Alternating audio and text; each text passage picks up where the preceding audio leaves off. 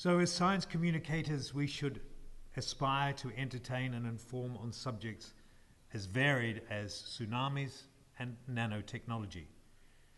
And we should do so with confidence and a willingness to embrace the latest technologies. And this is what television documentary production companies can do to assist you as science centre practitioners. This is where we start to come together. I imagine that in your science centres you're familiar with 3D technology. You've probably been using it in holograms and other displays for some time.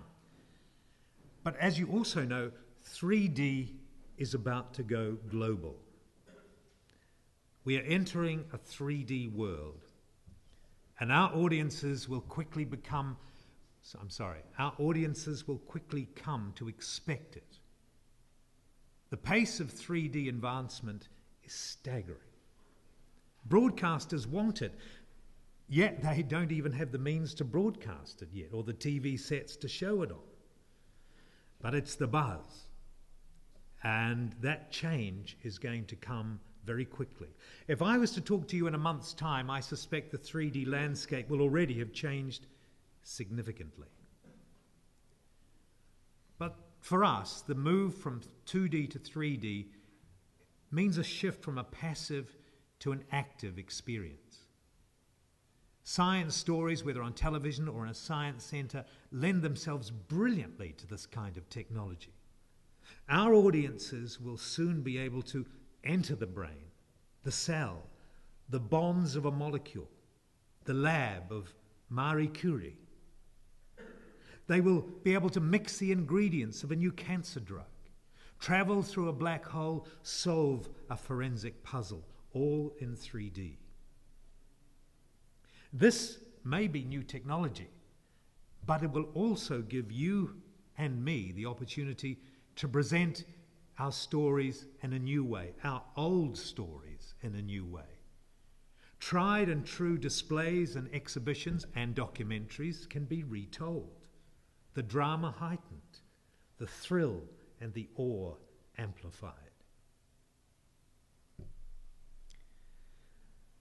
I believe as science communicators, we should not just celebrate science, we should celebrate scientists, the real-life heroes among our technologists and engineers and medical researchers, computer programmers, technicians, agricultural scientists, vets, pathologists, doctors. The list is huge.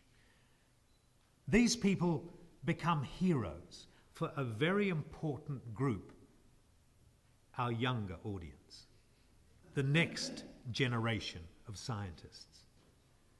That's part of our job, to make our science centres and documentaries as relevant to children as they are to adults, to inform and inspire across the generations. And one of the best ways to build an audience of youngsters is to get them interested in how things work, from their heat pump to the solar system. And to do that, we must tell great stories. And for some of those stories, we must employ real-life heroes.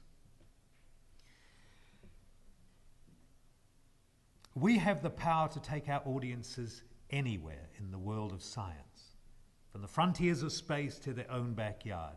Wherever we take them will be a wonderful journey. And to conclude, can I tell you a brief story from my life as a science communicator? Just outside this museum a number of years ago, it's a dramatic story of science communication. I was almost run down by a cyclist. He was a student from the University of Otago. And as I got up and he got up off his bike, he said, "I'm sorry for running into me, obviously." But he says, "Hey, I'm here," meaning Otago University, "because of you."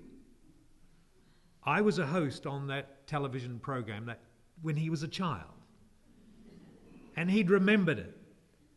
And he'd gone on to become a scientist, a science student at university. That one story, that one dramatic encounter I've carried with me through my life.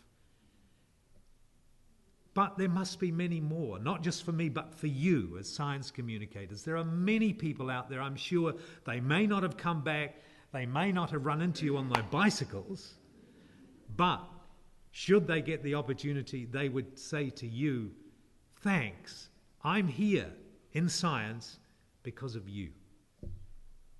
Thank you very much.